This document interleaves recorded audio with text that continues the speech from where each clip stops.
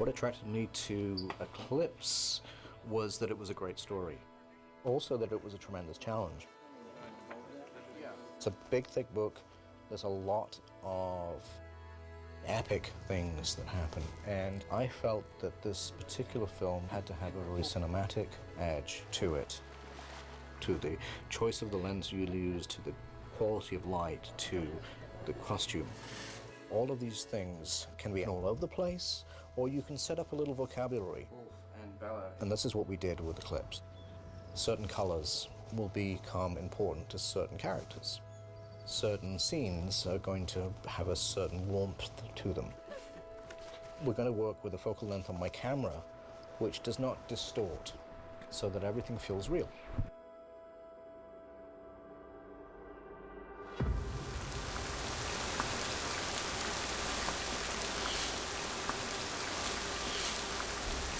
My name's Xavier, I play Riley in Eclipse. This is the opening sequence where Riley is being chased by a shadow, but we're not sure who it is.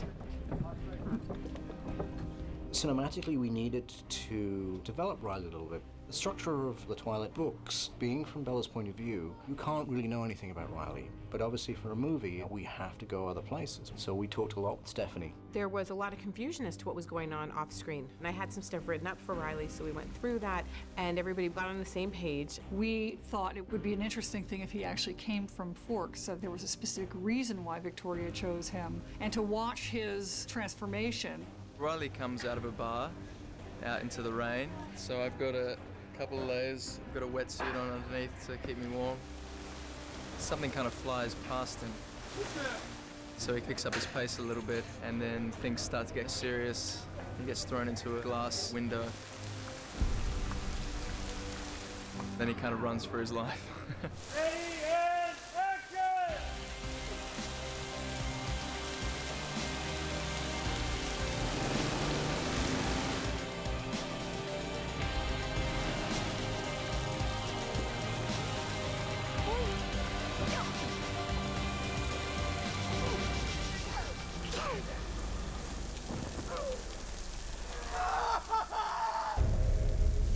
And cut!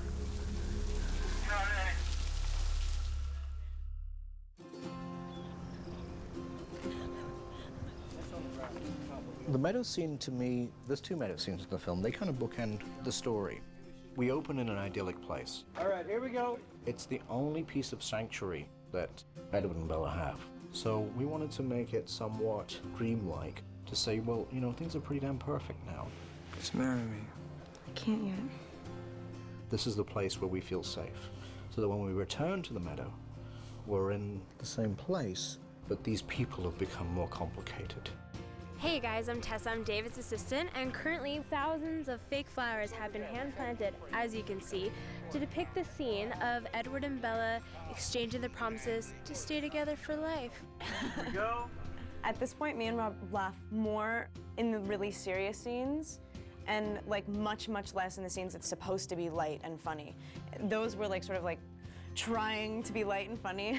They really understand their characters. I feel like Rob and Kristen just kind of like zip on their Bella and Edward suits and kind of snap right back into it. We have established dynamics that nobody can mess with, and that's what you hope to get to by the end of one movie. Cut. It's fantastic. Moving on. Hey everybody, how you doing? Mike Welch, your friendly neighborhood Mike Newton. We are back here at this lovely high school parking lot. Once again, you see this green screen back there?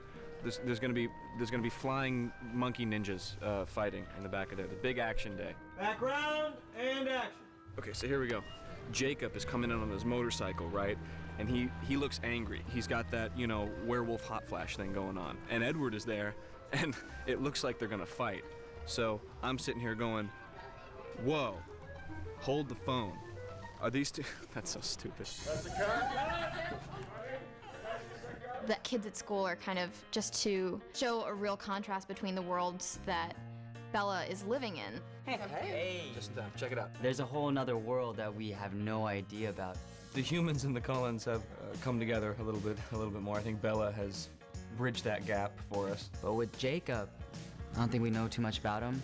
I don't think it really discusses it in the books, but if I think about a motorcycle-riding, leather-clad Native American boy showing up to school, I imagine Jessica Stanley's interest would be pretty piqued. And I feel really weird saying that because I think of Taylor as a little brother, and I met him when he was 16.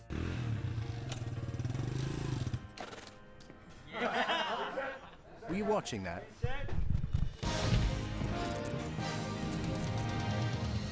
We're throwing grapes into Taylor's mouth. Ready?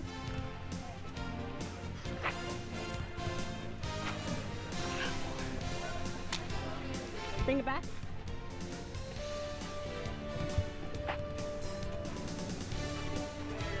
Okay. Farther.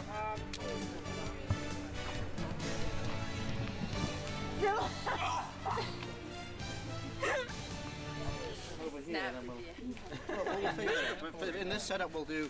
Okay, guys, one last go, please. Okay, one last go.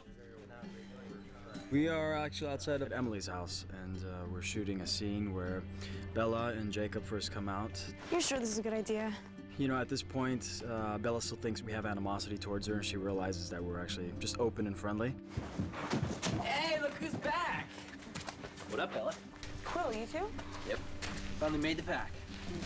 The great thing about the Wolfpack was that they kind of make up their own jokes all the time. You'll hear them just laughing and cackling wherever you're working.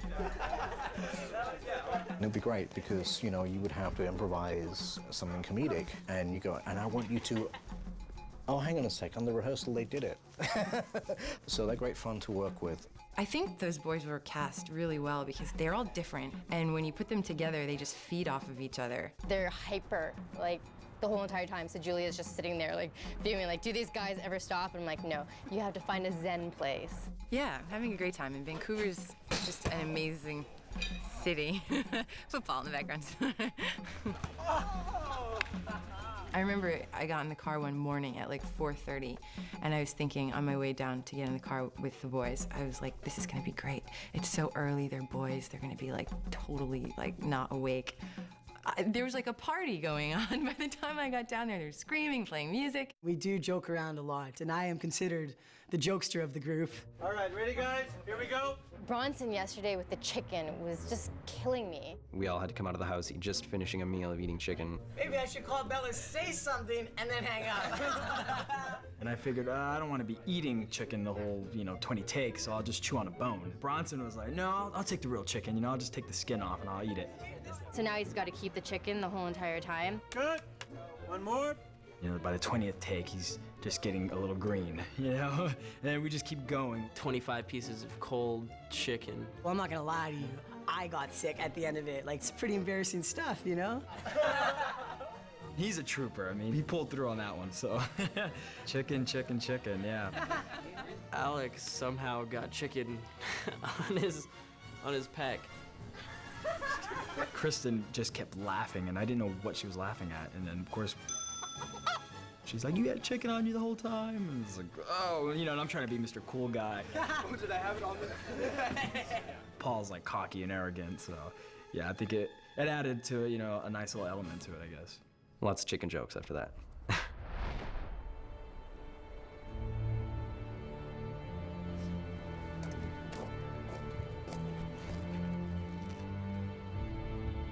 In Eclipse, we get to see just a little bit of what the Volturi's normal workday is like.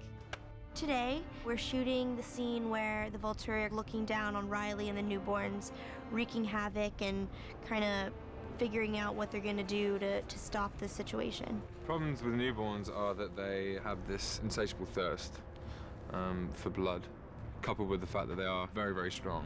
And they're starting to do things that are making humans take notice, and so it's just something that we can't allow. They've already drawn too much attention. So is our inaction. Others may begin to question the Volturi's effectiveness. Let them. We know that Arrow is being watched. We know that his decisions are being watched. He has left Jane in charge. And I think with my character and Dimitri, we really just want to get rid of it and then get back home. We don't really want to be here. But she doesn't really care about anyone else, and we'll do whatever to get her way. Jane wants to observe them and see what they can do, and I've just got fed up with her, and I'm basically tell her off. Maybe we should consult with Aro. Next thing you know, I'm not feeling so good. Just by looking at you, she causes you pain. That seems pretty excruciating. As I'm crippled and bent over with pain and stuck in this stunt harness, bent backwards. So I learned my lesson pretty quickly there. Arrow's decisions are being watched. We must decide. It's the first time you start to see cracks in their facade of benevolence. Either we let them do what they were created for, or we end them. Decisions, decisions.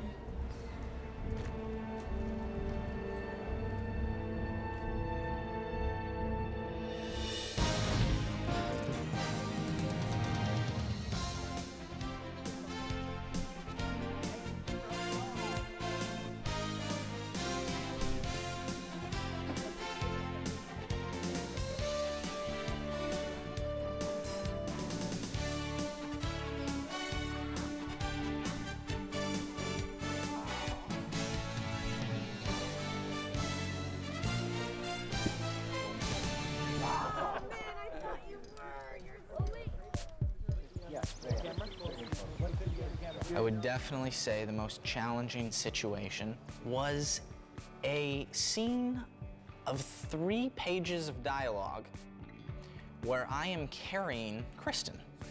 We had this beautiful rig set up. She was gonna be in this little like dolly thing and I was just gonna push her.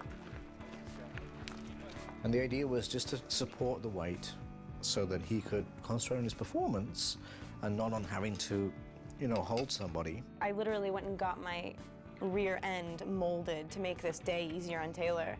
And every single time we got in it, it just didn't look as real as when he did it. Just doesn't have the natural bounce and rhythm and swing that you would have if you were carrying somebody. I'm like walking so fast. Bring her back. Come back to ones, guys. We're like, Taylor, can you just carry Kristen for the day? And I'm like, can't be that hard. She's 110 pounds. Yeah. Okay. Just a few shots. But it wasn't just for one shot. It was for every shot. When we start going, we do the master, the wide shot. We do the 2-shot. We do Bella's singles. We do Jacob's singles. And we're shooting this scene all day. It's a good, like, 4-page scene. You know, take 1 and 2. You're like, this is awesome, this is easy. By the end of the day, my arms are just like shaking so bad. It was a fun day. I swear he couldn't even sign his name the next day. His arms were just like, oh.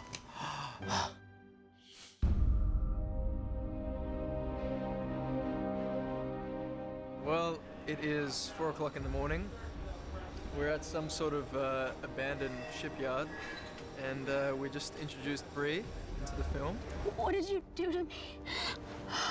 It's where she's first waking up from being turned into a vampire, and it just completely freaks her out because she doesn't understand any of it, and she doesn't know why her throat is burning so much, and she's pretty confused.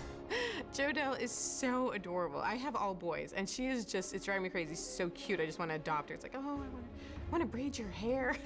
She's been in a ton of movies already at the age of like 15. I don't even know how old she is, but she's shockingly good for Bree, which is one of Stephanie's favorite characters.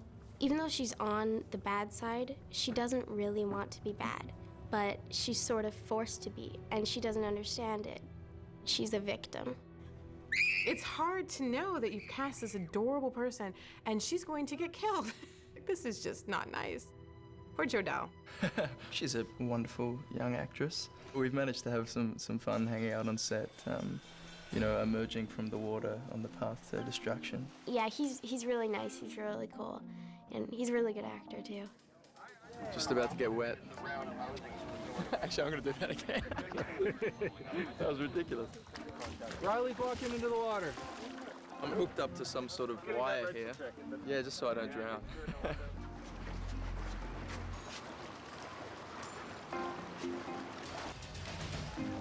I was thinking, oh my gosh, a lake in September in Vancouver, this is gonna be cold. I had a wetsuit and everything on. It's kind of funny because wetsuits are supposed to make it so that you barely get wet at all. But because I have regular clothes on over top, they have to cut the collar. And so it kind of defeats the purpose. I mean, it helps, but I had to dunk before every take to make sure that I looked like I had just come out of the water. So all the water went all inside my wetsuit, and I'm like, I'm still wet. But it was okay. It was better than not having a wetsuit on, so it wasn't that bad. Hi, my name is Bronson Pelchier. Today we are in Port Coquitlam and we're filming a lovely campfire scene. As you can see, it's raining cats and dogs, or should I say cats and werewolves. The most challenging day I think that we shot was what the crew referred to as Black Friday, which was a night shoot. Going into that night, I had thought, well, this is probably going to be like an easier night. There's nothing too heavy. We're sitting around a fire and we're going to be listening to a story. But it took a turn for the worst at a certain time, I think 12 or something like that. It just started pouring rain. Raindrops the size of great big Californian cockroaches, huge, great big things are coming down. And rain makes the noise of sizzling sausages. If you record rain and you record sizzling sausages, they sound the same. So it's just sizzling sausages everywhere, but we have to shoot. And action. Shapeshifters who can transform into the powerful wolf. Gil Birmingham is giving the performance of his career. It's wonderful, and it sounds like sizzling sausages. Oh, God, so... Not much we can do about that. We're going to have to probably come back and do what we call additional dialogue recording, ADR. We also refer to it as absolutely diabolically rubbish because we hate doing it. So you can tell it's not starting well. Okay, and it's cold. And then there's a bear somewhere. There's a bear bound by catering. Oh, let's go and see the... No, don't go and see the bear. Okay, all right, so everybody sit still, the bear will go away, everything's fine. All right, we carry on shooting. And a big bulge is appearing in this big, huge tarpaulin, and we've got keeping everybody dry. And the rain would just like seep in and capture all the rain. And everybody had to go back and huddle up and hide out while they like emptied the tarp up over our heads so it didn't like... What time is it? It's 3 in the morning. We've been here for like 10 hours. Yeah, at least 10 hours. I think now, looking back on it, it was a bonding experience. In the end, yeah, we had a good time that night. I mean, David was really good about keeping us relaxed and keeping the cast together on that one. You would never know. It was shot in the most horrific conditions.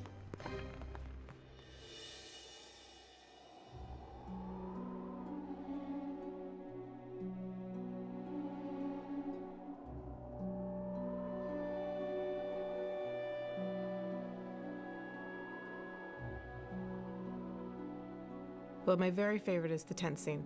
It was a situation where we get to hear what Edward and Jacob are really thinking. The tent scene is the culmination of the rivalry and brings it into such intimate proximity. You know, you've got Bella and Edward and Jacob in a very small space and they can't get away from each other, and that makes it really exciting to work with. Get your hand off me. Keep your hands off her. It was a challenge to do the tent scene because it's an entire chapter. And you can't spend that kind of time in a film on it, and yet it has to carry the same weight. But I think we distilled it down to like the basic points that matter most in that moment. It was so nice to let the boys talk. Can you at least attempt to keep your thoughts to yourself? I really get under that ice-cold skin of yours, don't I? Edward gets to read my thoughts, so he understands everything that's going on inside of my head, but I have no idea what's going inside this other dude's head. So I ask him to let me in. I'm like, look, if you can pick through my brain, then you better let me pick through yours. And he does. Jacob can really confront Edward about his own inadequacies in a way that no one else can, and he finds it very difficult to deal with. If you'd stayed away another 6 months, I could have made her happy. He's hitting him with the truth. Jacob might be a better choice for Bella than he is, and he's considering that fact, and Jacob really appreciates that. Look, I know you can protect her.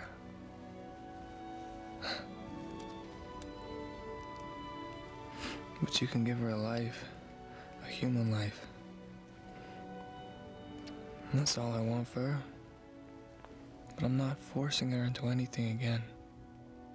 He accepts the fact that, you know, if some guy cares for her as much as he does, then he can't be all that bad.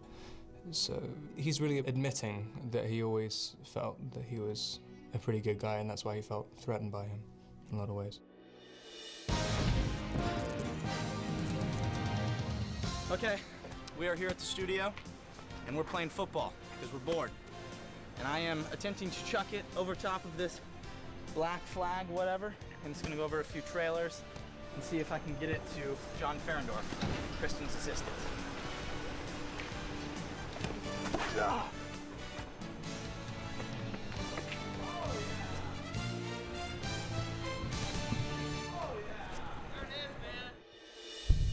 And roll sound. Suspect. Victor 112, Apple, Apple, take 3. Remark. Off speed on A, tail on D. Speed on C. Ready, 3, 2, 1, go! So we've been shooting up here at the mountaintop, the final fight sequence. Victoria caught onto Edward's scent and Bella's scent and chased after them and found them here, vulnerable and alone. And Riley has met her here. Riley, listen to me. Riley's led to believe that the Cullens need to be stopped. She only created you and this army to avenge her true mate, James. It's the only thing she cares about, not you. Don't let him do this to us. You know I love you. Fortunately for Victoria, she's able to convince Riley otherwise. You're dead. And then the fight ensues.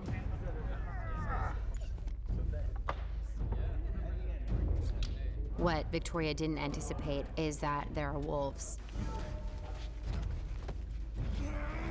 Riley gets taken down by Seth Wolf, and his hand is destroyed. The fight still continues, and it's really intense.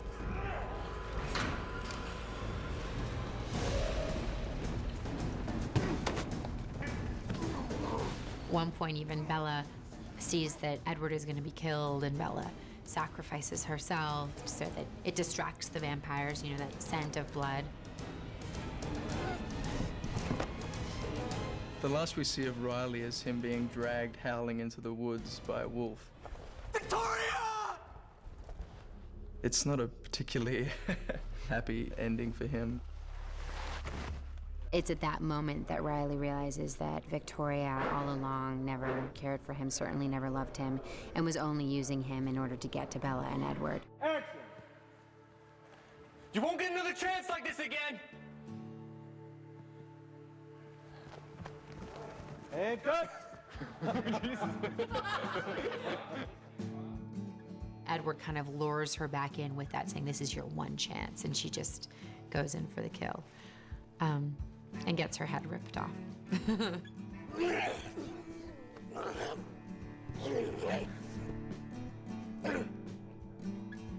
Cut! I just was killed. Just had my neck, you know, bitten off by Edward Cullen. Sad day for Victoria, wonderful moment for Bryce Dallas Howard. With Robert Pattinson's lips on my neck. Anyway, I'm married.